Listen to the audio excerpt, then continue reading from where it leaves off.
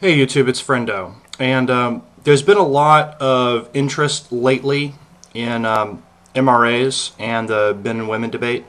There's a video that I did about 6 months ago, one of my first videos on YouTube, and it was a response to Pinegrove33, who I have recently, within the last month or so, unsubscribed from.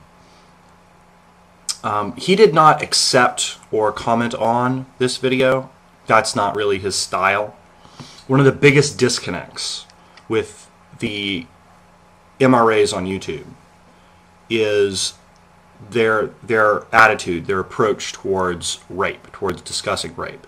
Because they say, on the one hand, that it's a wedge issue, that it's something that doesn't happen nearly as often as feminists make it out to be, and that people who take a strong stance against rape are really only doing it to manipulate popular feeling to push an agenda.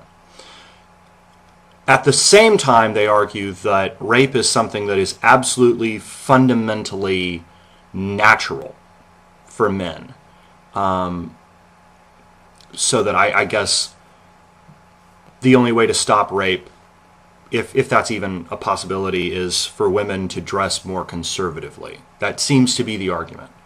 So here's the original video. I was going to just link it, but I went back, looked at it, and parts of the video hadn't uploaded properly, so I'm just re-uploading it here. Have a look and let me know what you think. Hey folks, Friendo here. Now, I recently saw a video done by Chapin on the subject of rape. Is it a question of sex or is it a question of power? Now, in defense of Bernard, I don't think that he is in any way engaged in rape defense. The point of his channel is to deconstruct feminist arguments in a politically incorrect manner. And as far as that goes, I think he does successfully deconstruct the argument that rape does not have a causal relationship with sex. However, out of the points that he makes, some 5 or 6 points, I have some trouble with the first two. There are some troubling implications to the arguments that he makes, and I'll outline them here. So, point 1. The feminist idea that men rape for power is absurd, and the authors note that human behaviors evolved over time, and keeping women down or making them feel small is not a coherent outcome for males. It in no way would benefit them, and it also wouldn't risk all the negative side effects that occur from rape. They could get killed, they could get imprisoned, anything could happen. It just doesn't make any sense that they would take a risk for something as, well, metaphysical as trying to have power over them. So what is the coherent outcome of rape? Is sexual gratification coherent? It seems to me that one is really just as equally irrational as the other. While it is true that sex has evolutionary, biological imperative to it, who's to say that psychology doesn't? At some point in our evolution, how we feel about ourselves became a very important characteristic of who we are and how we behave. And by inflicting rape on someone, whether the victim is male, female, or otherwise, the victimizer does feel a very great sense of gratification over and above simply having a sexual release. Now, what's really critical to this analysis is that it rests on the concept of the risk involved in rape, which is primarily listed as social reprisal. So absence of others, absence of a coherent social response against the violence of rape, there really is no disincentive against it under this analysis. So what we team up with this is the fact that rape is a highly underreported crime. Now, personally, I don't feel comfortable citing statistics on this, but I do feel comfortable saying that the statistics on rape reporting are unreliable. So I've seen statistics range from something in a range from 50% of rapes are reported to only 15% of rapes are reported. But I do think it is fair to say that rape is a highly underreported crime. And we see that with the numbers. Rapists are a very small portion of the male population, but rape victims are a very large portion of the population, particularly the female population in our society. Now, that is definitely worth considering, and that is a major flaw in this particular argument. Now, moreover, one would predict that were power at play in rape, that it would be the women who are most vulnerable in society who are targeted. And this is a point that is made in the following argument. So here's point 2. Second, it ignores the fact that rapists must feel sexual arousal in order to complete a rape.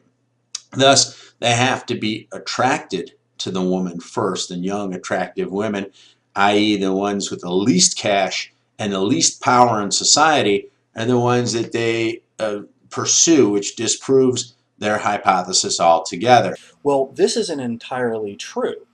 What about rapes that occur with an object, or where the assailant simply uses a hand? What about people who are turned on by violence, or people who are turned on by being in control? There are certainly enough paraphilias in the world, and certainly enough dynamics involved in the field of sexual assault to rule out the concept that the victimizer is attracted to the victim per se. There are any number of things that the rapist could be fantasizing about and focusing and fixating on. In order to say that a rapist has to feel arousal, you're really restricting the definition of rape to a very specific kind of instances. Now, this may be the majority of instances, but it's not definitive. And if the explanation isn't definitive, then it really doesn't undermine conflicting analyses. In conclusion, it is dangerous in the extreme to ascribe simple cause and effect relationships to something like rape, a sociological phenomena that, while carried out by individuals, has ramifications on all of us, an issue that we all have not just a ability to be concerned about, but an actual need to be concerned about, because the effects of the crime are so widely felt. A deconstruction such as the kind that Bernard Chapin has put to use here is fair, because it breaks down the wall of simple monochromatic thinking on the subject. However, I've presented this counter-argument for the purpose of maintaining said dialogue. We cannot go from one monochromatic answer to another.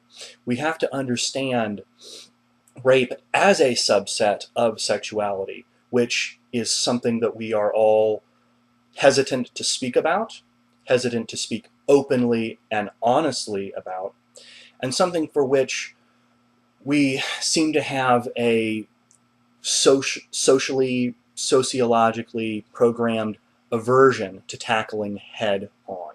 So I implore anyone seeing this video to remain critical, remain open on the subject, and do not fall for simple explanations of complex behavior. Thank you.